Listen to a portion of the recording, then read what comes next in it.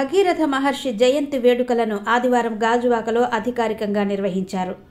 రాష్ట్ర ప్రభుత్వం ప్రతిష్టాత్మకంగా నిర్వహించిన భగీరథ మహర్షి వేడుకలను వెనుకబడిన తరగతుల సంక్షేమ శాఖ ఆధ్వర్యంలో గాజువాక 71వ వార్డు దుర్గానగర్లో ఏర్పాటు చేసిన భగీరథ మహర్షి విగ్రహాన్ని రాష్ట్ర బీసీ వెనుకబడిన తరగతుల సంక్షేమ శాఖ మంత్రి ఎస్ సవిత, రాష్ట్ర టీడీపీ అధ్యక్షుడు గాజువాక ఎమ్మెల్యే పల్లా శ్రీనివాస్తో కలిసి ఆవిష్కరించారు.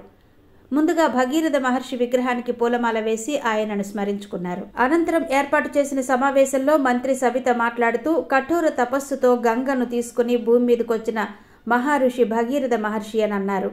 ఇక్ష్వాకు వంశానికి చెందిన సగర చక్రవర్తి మనవడు భగీరథ మహర్షి అందరూ ఆదర్శంగా తీసుకోవాలని, కఠోర తపస్సుతో ఏ పని చేసినా విజయం సాధ్యమని అన్నారు.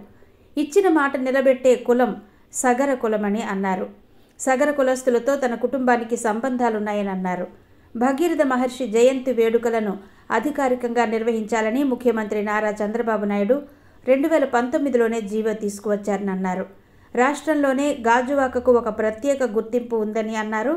సమయస్ఫూర్తితో నడుచుకునే నేత పల్లా శ్రీనివాస్ అన్నారు. తెలుగు రాష్ట్రాలకు టీడీపీ ప్రారంభమైన తర్వాతే వచ్చిందని అన్నారు. నేడు బీసీలకు పెద్దపీట వేస్తూ మంత్రివర్గంలోనే కాదు పరిపాలనా పదవుల్లోనూ కూడా ఉన్నారని అన్నారు. గత వైసీపీ ప్రభుత్వం బీసీలను గాలికి వదిలేసిందని అన్నారు.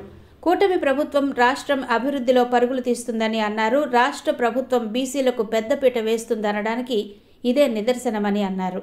భగీరథ మహర్షి వంటి మహనీయుడు సగర కులంలో పుట్టడం సగర కులానికే గర్వమని అన్నారు.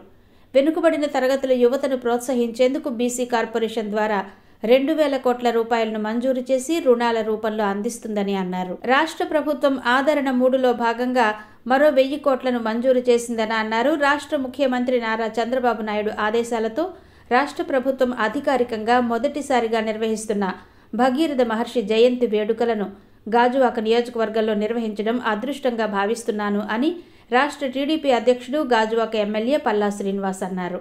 ఈ కార్యక్రమంలో జిల్లా ప్రథమ పౌరుడు, నగర mayor Peela Srinivas, BC corporation కార్యదర్శి N Satyanarayana, BC corporation managing director Mallikarjunarao, జిల్లా కలెక్టర్ హరేంద్ర ప్రసాద్, అధికారులు, కూటమి నేతలు పెద్ద సంఖ్యలో పాల్గొన్నారు.